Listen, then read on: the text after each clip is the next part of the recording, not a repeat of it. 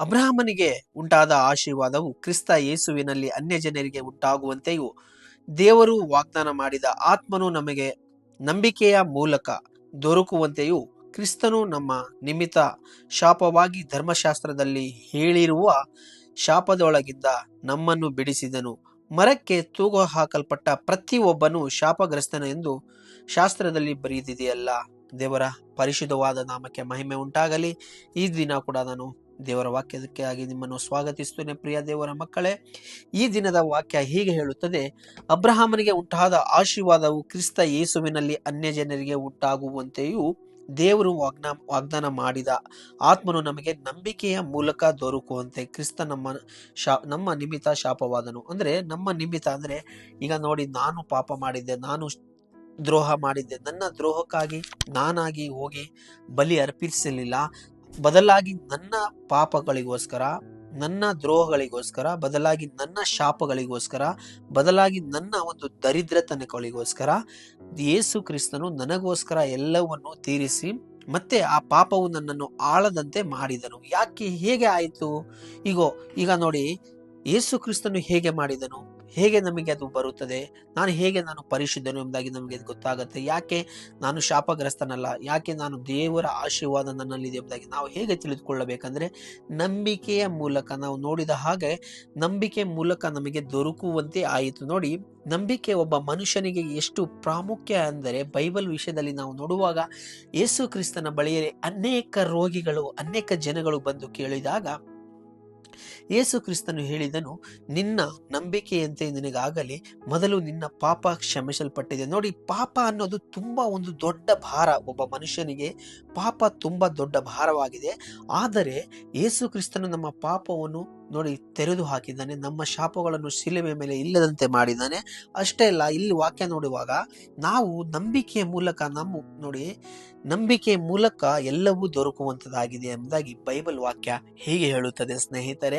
ಯಾಕೆಂದ್ರೆ ಯಾವಾಗ ನಾವು ದೇವರನ್ನು ನಂಬುತ್ತೇವೋ, ಯಾವಾಗ ದೇವರನ್ನು ವಾಕ್ಯಗಳನ್ನು ಸ್ವೀಕರಿಸುತ್ತೇವೋ, ಆ ದಿನಗಳಲ್ಲಿ ನಮಗೆ ಗೊತ್ತಾಗುತ್ತದೆ ನಾನು ಶಾಪಗ್ರಸ್ತನಲ್ಲ, ನಾನು ಪರಿಶುದ್ಧನು ಎಂಬುದಾಗಿ. ದೇವರ ವಾಕ್ಯದಲ್ಲಿ ಹೀಗೆ ಹೇಳುತ್ತದೆ: ಅಬ್ರಹಾಮನಿಗೆ ಉಂಟಾದ ಆಶೀರ್ವಾದವು ಕ್ರಿಸ್ತ ಯೇಸುವಿನಲ್ಲಿ ಅನ್ಯ ಜನರಿಗೆ ಉಂಟಾಗುವಂತೆಯೂ. ನೋಡಿ, ಅನ್ಯ ಜನರು, ಈಗ ನಾವು ಅನ್ಯ ಜನರಾಗಿದ್ದೇವೆ, ಆದರೆ ಯೇಸುವನ್ನು ನಂಬುವುದರ ಮೂಲಕ ಈ ಅಬ್ರಹಾಮನ ಆಶೀರ್ವಾದ ಏನಿದೆಯಲ್ಲ ಅದೆಲ್ಲವೂ ನಮಗೆ ಬರುವಂತದ್ದಾಗಿದೆ. ಮೊದಲು ನಾವು ಆಶೀರ್ವಾದಕ್ಕಿಂತ ಮೊದಲು ನಾವು ಶಾಪ ಮತ್ತು ನಂಬಿಕೆ ಬಗ್ಗೆ ನೋಡೋಣ. ಮೊದಲು ನಾನು ನಂಬಿಕೆ ಬಗ್ಗೆ ನಿಮಗೆ ಹೇಳಕ್ಕೆ ಇಷ್ಟಪಡ್ತೇನೆ. ನಂಬಿಕೆ ಇಲ್ಲದೆ ನಾವು ಏನು ಮಾಡಲು ಅಸಾಧ್ಯವಾಗಿದೆ. ಯಾಕಂದ್ರೆ ಕ್ರಿಸ್ತ ಯೇಸುವಿನಲ್ಲಿ ಇರುವಂತ ಅನೇಕ ಜನರು ಇವತ್ತಿನವರೆಗೂ ಯಾರೆಲ್ಲ ಯೇಸು ಕ್ರಿಸ್ತನನ್ನು ಆರಾಧಿಸುತ್ತಾರೋ ಅವರು ಹೆಚ್ಚಾಗಿ ದೇವರ ವಾಕ್ಯವನ್ನು ನಂಬಿ, ಹೆಚ್ಚಾಗಿ ದೇವರ ವಾಕ್ಯದ ಮೇಲೆ ನಂಬಿಕೆ ಇಟ್ಟು ದೊಡ್ಡ ದೊಡ್ಡ ಅದ್ಭುತಗಳನ್ನು ಕಂಡಿದ್ದಾರೆ, ದೊಡ್ಡ ದೊಡ್ಡ ಅದ್ಭುತಗಳನ್ನು ಮಾಡುತ್ತಾರೆ, ಸತ್ತವರನ್ನು ಕೂಡ ಎಬ್ಬಿಸುತ್ತಾರೆ. ಅದು ಹೇಗೆ ಸಾಧ್ಯ ಆಗುತ್ತೆ? ಅನೇಕರು ಅದು ಡೌಟ್ ಪಡ್ಬೋದು, ಇದು ಹೇಗಾಯಿತು ಎಂಬುದಾಗಿ.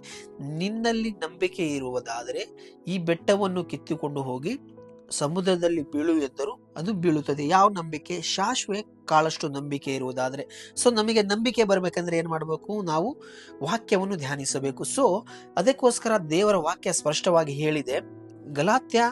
ರೋಮಾಪುರ 10:17 ಹೀಗೆ ಹೇಳುತ್ತದೆ. ನೋಡಿ, ಈ ನನ್ನ ಹತ್ರ ಇರೋ KJV ಬೈಬಲ್ ಅಲ್ಲಿ ಹೀಗೆ ಹೇಳುತ್ತದೆ: ಕೇಳುವುದರಿಂದ ನಂಬಿಕೆ ಉಂಟಾಗುತ್ತದೆ, ದೇವರ ವಾಕ್ಯವನ್ನು ಕೇಳುವುದರಿಂದಲೇ.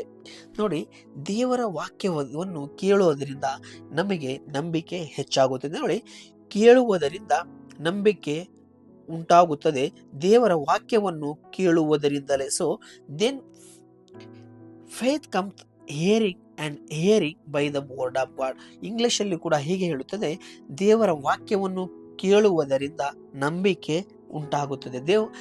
ಪ್ರಿಯ ದೇವ ಮಕ್ಕಳೇ, ಯಾವಾಗ ನಾನಾಗಲಿ ನೀವಾಗಲಿ ಅತಿ ಹೆಚ್ಚಾಗಿ ಯಾರು ಸರಿಯಾದ ರೀತಿಯಲ್ಲಿ ದೇವರ ವಾಕ್ಯವನ್ನು ಬೋಧಿಸುತ್ತಾರೋ ಅವರ ವಾಕ್ಯವನ್ನು ನಾವು ಕೇಳುವಾಗ ನಮಗೆ ನಂಬಿಕೆ ಹೆಚ್ಚಾಗುತ್ತದೆ. ಯಾಕೆಂದ್ರೆ ಆತನನ್ನು ನಂಬುವವರು ಯಾವತ್ತೂ ಶಾಪಗ್ರಸ್ತರಲ್ಲ, ಆತನನ್ನು ನಂಬುವವರು ಯಾರು ದರಿದ್ರರಲ್ಲ, ಆತನನ್ನು ನಂಬುವವರು ಯಾರು ರೋಗದಲ್ಲಿ ಇರುವವರಲ್ಲ. ನಾನು ನೋಡಿ ಹೇಳ್ತಿರೋದು, ನಿನ್ನಲ್ಲಿ ರೋಗ ಬರುತ್ತದೆ, ಆದರೆ ದೇವರ ವಾಕ್ಯ ಹೇಳುತ್ತದೆ ಈ ಲೋಕದಲ್ಲಿ ಸಂಕಷ್ಟ ಉಂಟು, ಧೈರ್ಯವಾಗಿರಿ, ಲೋಕವನ್ನು ಜಯಿಸಿದ್ದೇನೆ. ಅಷ್ಟೇ ಅಲ್ಲ, ನೀನು ಪ್ರಾರ್ಥನೆ ಮಾಡಿ ಏನೆಲ್ಲ ಬೇಡಿದೆಯೋ ಅದೆಲ್ಲವೂ ನಿನಗೆ ದೊರಕಿದೆ ಎಂದು ನೀನು ನಂಬು. ಸೊ ನೋಡಿ, ನಂಬಿಕೆ ತುಂಬಾ ಮುಖ್ಯವಾದದ್ದು ನಮ್ಮ ಜೀವಿತದಲ್ಲಿ, ನಮ್ಮ ಭವಿಷ್ಯದಲ್ಲಿ, ನಮ್ಮ ಪ್ರಾರ್ಥನೆಯಲ್ಲಿ, ನಮ್ಮ ಕೆಲಸದಲ್ಲಿ. ಅಬ್ರಹಾಮನಿಗೆ ಆಶೀರ್ವಾದ ಮಾಡಬೇಕಂದ್ರೆ ಮೊದಲು ಆತನು ದೇವರನ್ನು ನಂಬಿದನು. ದೇವರು ಆತನಿಗೆ ಹೇಳಿದರು, ನಿನ್ನ ತಂದೆ ತಾಯಿಗಳನ್ನು, ಬಂಧು ಬಳಗಗಳನ್ನು ಬಿಟ್ಟು, ನಾನು ನಿನ್ನ ತಂದೆಯ ಮನೆಯನ್ನು ಬಿಟ್ಟು ಏನ್ ಮಾಡು, ನಾನು ತೋರಿಸುವ ದೇಶಕ್ಕೆ ನೀನು ಹೋಗು. ನೋಡಿ, ಅಬ್ರಹಾಮನು ದೇವರು ತೋರಿಸಿದಂತ ಜಾಗಕ್ಕೆ ನಂಬಿಕೆಯಿಂದಲೇ ಹೋದನು ಹೊರತು ಏನು ನೀನು ಮಾಡಿದೆಯಾ ಅದಕ್ಕೆ ನಾನು ಹೋಗ್ತಿದ್ದೀನಿ. ನೋಡಿ, ಈಗ ನೀನು ಮಾಡಿದ್ರೆ ನಾನು ಮಾಡ್ತೀನಿ. ನಮ್ಮ ಒಂದು ಪ್ರಾರ್ಥನೆ, ನನಗೆ ದೇವರು ಕೊಟ್ಟಿದ್ದಾನೆ, ನಾನು ಮಾಡ್ತಿದ್ದೀನಿ. ದೇವರು ನನಗೆ ಮಾಡಿದ್ರೆ ಮಾಡ್ತಾರೆ. ದೇವರು ಆಲ್ರೆಡಿ ನಿನಗೆ ಏನು ಮಾಡಿಲ್ಲ ಅಂದ್ರೆ ನಿನಗೆ ದೇವರು ಆಲ್ರೆಡಿ ಮಾಡಿಟ್ಟಿದ್ದಾರೆ. ನೀನು ದೇವರನ್ನು ಸ್ತುತಿಸಬೇಕು ಅಷ್ಟೇ, ನೀನು ದೇವರನ್ನು ಆರಾಧಿಸಬೇಕಷ್ಟೇ, ದೇವರನ್ನು ನೀನು ಮಹಿಮೆ ಪಡಿಸಬೇಕು ಅಷ್ಟೇ. ನೀನು ನಂಬು. ನೀನು ಏನೋ ಮಾಡೋ ಹಾಗಿಲ್ಲ ದೇವರಿಗೋಸ್ಕರ. ನೀನು ಏನು ಮಾಡುವುದಕ್ಕೂ ಆಗುವುದಿಲ್ಲ. ದೇವರು ನಿನಗೋಸ್ಕರ, ನನಗೋಸ್ಕರ ಆತನನ್ನು ನಂಬುವ ಲೋಕದ ಕಡೆವರೆಗೂ, ಈ ಲೋಕದಲ್ಲಿ ಪ್ರತಿ ಒಬ್ಬ ಜೀವಿಗಳಿಗೂ, ಉಸಿರುವ ಪ್ರತಿ ಒಬ್ಬರಿಗೋಸ್ಕರ ಈ ಭೂಮಿ ಆಕಾಶಗಳು ಅಳೆದು ಹೋಗುದರೂ ಆತನ ವಾಕ್ಯದಲ್ಲಿ 0 ಗುರುಸಾದರೂ ಅಳೆದು ಹೋಗದಂತೆ ಪ್ರತಿ ಒಬ್ಬರನ್ನು ಆಶೀರ್ವದಿಸುವುದಕ್ಕೋಸ್ಕರ ಎಲ್ಲವನ್ನು ಮಾಡಿ ಮುಗಿಸಿದ್ದಾರೆ. ನೋಡಿ, ದೇವರು ನಮ್ಮ ಹತ್ರ ಏನು ಬೇಡ್ತಿಲ್ಲ, ದೇವರು ನಮ್ಮ ಹತ್ರ ಏನು ಎಕ್ಸ್ಪೆಕ್ಟೇಷನ್ ತಗೊಂತಿಲ್ಲ. ನೀನು ನಂಬಿದರೆ ದೇವರ ಮಹಿಮೆ ಕಾಣ್ತೀಯ, ನೀನು ನಂಬಿದರೆ ದೇವರ ಆಶೀರ್ವಾದ ನಿನ್ನಲ್ಲಿ ಬರ್ತದೆ, ನೀನು ನಂಬಿದರೆ ನೀನು ಜ್ಞಾನಿ ಆಗ್ತೀಯ, ನೀನು ನಂಬಿದರೆ ನಿನ್ನ ಮನೆಯಲ್ಲಿ ಸಮಾಧಾನ ಇರುತ್ತೆ, ನೀನು ನಂಬಿದರೆ ನಿನ್ನ ದೇವರ ಆಶೀರ್ವಾದ ನಿನ್ನಲ್ಲಿ ಇರುತ್ತೆ. ನೋಡಿ, ನೀವು ದೇವರನ್ನು ನಂಬುವುದರ ಮೂಲಕವಾಗಿ ಇವೆಲ್ಲವನ್ನು ಪಡೆದುಕೊಳ್ಳುತ್ತೀರಾ. ಆದ ಕಾರಣ ವಾಕ್ಯದಲ್ಲಿ ನೋಡುತ್ತೇವೆ, ನಮ್ಮ ನಿಮಿತ್ತ. ನೋಡಿ, ಯೇಸು ಕ್ರಿಸ್ತನ್ ಏನಾರು ತಪ್ಪು ಮಾಡಿದಿರ? 30 ವರ್ಷ ಕೆಲಸ ಮಾಡಿ ತಪ್ಪು ಮಾಡಿದ್ರ? 3.5 ವರ್ಷ ಸೇವೆ ಮಾಡಿದ್ರು ತಪ್ಪು ಮಾಡಿದ್ರ? ಇಲ್ಲ. ಯಾವುದೇ ಸಣ್ಣ ತಪ್ಪು ಕೂಡ ಅವರಲ್ಲಿ ಯಾರಿಂದಲೂ ಕಣ್ಣು ಹಿಡಿಯುವುದಕ್ಕೆ ಆಗಲಿಲ್ಲ. ಆದ ಕಾರಣ ಯೇಸು ಕ್ರಿಸ್ತನು ನಮ್ಮ ನಿಮಿತ್ತ, ನನ್ನ ನಿಮಿತ್ತ, ನೀವು ಹೇಳ್ಬೋದು ನನ್ನ ನಿಮಿತ್ತ, ಲೋಕದ ಪ್ರತಿಯೊಬ್ಬರ ನಿಮಿತ್ತ ಆತನು ಶಾಪಗ್ರಸ್ತನಾಗಿ ನಮಗೋಸ್ಕರ ಶಿಲುಬೆ ಮೇಲೆ ಮರಣದ ಕಂಬವನ್ನು ಏರಿದನು. ಸ್ನೇಹಿತರೆ, ದೇವರು ತಾನೇ ನಮ್ಮ ಪಾಪಗಳಿಂದ ಬಿಡಿಸಿ ನಮ್ಮನ್ನು ಆಶೀರ್ವದಿಸಲು ಶಕ್ತನಾಗಿದ್ದಾನೆ. ದೇವರು ತಾನೇ ದಿನವನ್ನು ಆಶೀರ್ವದಿಸದಕ್ಕಾಗಿ ದೇವರ ನಾಮಕ್ಕೆ ಮಹಿಮೆ ಉಂಟಾಗಲಿ. ಚಿಕ್ಕ ಪ್ರಾರ್ಥನೆಯ ಮುಖಾಂತರ ಈ ದಿನವನ್ನು ವಾಕ್ಯ ಭಾಗವನ್ನು ಮುಗಿಸೋಣ. ತಂದೆಯ ದೇವರೇ, ಯೇಸುವಿನ ನಾಮದಲ್ಲಿ ಅಪ್ಪ, ಈ ಒಳ್ಳೆಯ ಸಮಯಕ್ಕಾಗಿ ನಿಮ್ಮನ್ನು ವಂದಿಸುತ್ತೇನೆ. ಈ ದಿನವನ್ನು ಆಶೀರ್ವದಿಸಿದಕ್ಕಾಗಿ ಸ್ತೋತ್ರ. ನಮ್ಮ ನಿಮಿತ್ತವಾಗಿ ನೀನು ಶಾಪಗ್ರಸ್ತನಾಗಿದ್ದೀಯ ಎಂಬುದಾಗಿ ನಾವು ನೋಡಿದ್ವಪ್ಪ. ನಮ್ಮ ಶಾಪಗಳನ್ನು ನೀನು ಕರ್ತನೆ ತೆರೆದುಕೊಂಡು ಶಿಲುಬೆಯ ಮೇಲೆ ಇಲ್ಲದಂತೆ ಮಾಡಿದೆಯಪ್ಪ. ಓ, ಅಬ್ರಹಾಮನಿಗೆ ಉಂಟಾದ ಆಶೀರ್ವಾದವು ವಾಕ್ಯ ಕೇಳುವ ಪ್ರತಿ ಒಬ್ಬರಿಗೂ ಉಂಟಾಗಲಿ, ವಾಕ್ಯ ಹೇಳುವ ಪ್ರತಿ ಒಬ್ಬರಿಗೂ ಉಂಟಾಗಲಿ.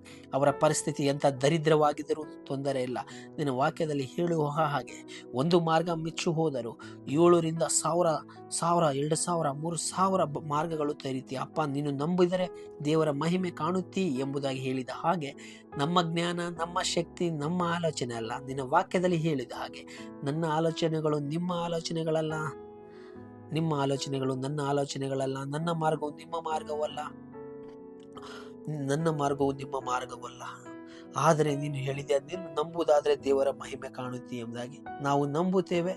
ಯೇಸುವಿನ ನಾಮದಲ್ಲಿ ಈ ವಾಕ್ಯವು ನಮ್ಮ ಜೀವಿತದಲ್ಲಿ ಆಳ್ವಿಕೆ ಮಾಡಲಿ.